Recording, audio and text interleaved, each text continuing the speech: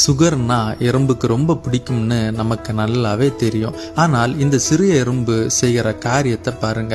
சுகரை பார்த்த உடனே ஒரே ஓட்டம். என்னடா மனுஷங்களை போல எறும்புக்கும் சுகர் வந்துச்சோ, டீ குடிக்கும்னு பார்த்தா டீ குடிக்காம எங்கடா போகுது என்று பார்த்தேன்.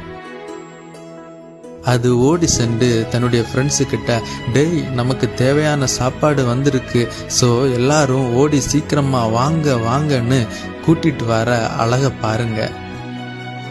எல்லாரும் என்ன அழகா சாப்பிடுறாங்க. இதை பார்க்கும் பொழுது பைபிளில் உள்ள ஒரு வசனம் தான் என்னுடைய ஞாபகத்திற்கு வந்தது. நீ ஆயத்தப்படு, உன்னுடனே கூடின உன் எல்லா கூட்டத்தையும் ஆயத்தப்படுத்து. எனக்கு அருமையானவர்களே, பரலோக ராஜ்யம் சமீபித்திருக்கிறது. தேனிலும் இனிமையானவர் இயேசு கிறிஸ்து. மனதில் இருக்கிற பாவ இருளை அகற்றுகிற ஒரே ஜீவ ஒளி இயேசு கிறிஸ்து. அவரே வழியும் சத்தியமும் ஜீவனுமாயிருக்கிறார். அவரை சந்திக்க ஆயத்தப்படுவோம். நம்முடனே கூடின கூட்டத்தையும் ஆயத்தப்படுத்துவோம்.